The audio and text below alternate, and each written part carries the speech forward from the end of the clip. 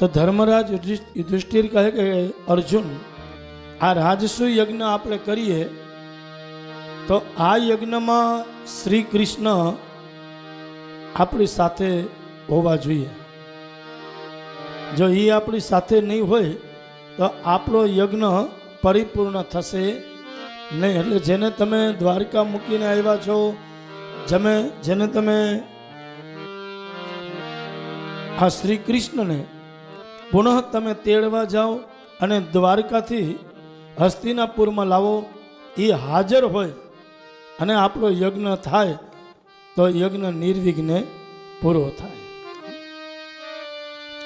રામાયણમાં વિશ્વામિત્ર ઋષિ યજ્ઞ કર્યો અને મારીચ સુબાહુ જેવા દૈત્યો આવી આ યજ્ઞમાં હાડકા હોમતા,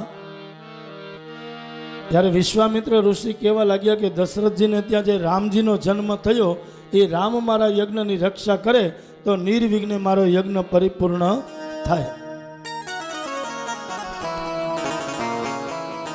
વિશ્વામિત્રનો યજ્ઞ ભગવાન શ્રી રામે યજ્ઞ પૂરો કર્યો અને પાંડવોનો રાજસુ યજ્ઞ ભગવાન શ્રી કૃષ્ણ નિર્વિઘ્ને પૂરો કરે છે.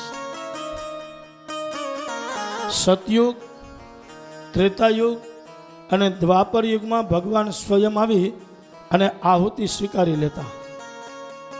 જે તમારે ભાગ આપવો હોય ને એ સ્વયં ભગવાન આવી અને હાથો હાથ ભાગ સ્વીકારતા. દ્વાપર યુગ સુધી ભગવાને હાથો હાથ સ્વીકાર કર્યો હશે. અર્જુન દ્વારકામાં આવી અને દ્વારકાનાથને કહે કે અમે રાજસુ યજ્ઞ કરીએ છીએ મહારાજ, અને આ યજ્ઞમાં આપ અમારી સાથે રહો, તમે અમારી સાથે હશો તો અમારો યજ્ઞ નિર્વિઘ્ને પરિપૂર્ણ થશે. તો ભગવાન કહેવા લાગ્યા કે તમે સારું કામ કરો છો, સત્કર્મ કરો તો તમારી સાથે રહેવું એનો મને આનંદ થશે. આ રાજસુ યજ્ઞની વાત નથી, પણ તમે સત્કર્મ કરો એટલે તમારા સત્કર્મમાં ભગવાન શ્રી કૃષ્ણ ક્યાંક ને ક્યાંક તમને સાથ આપે.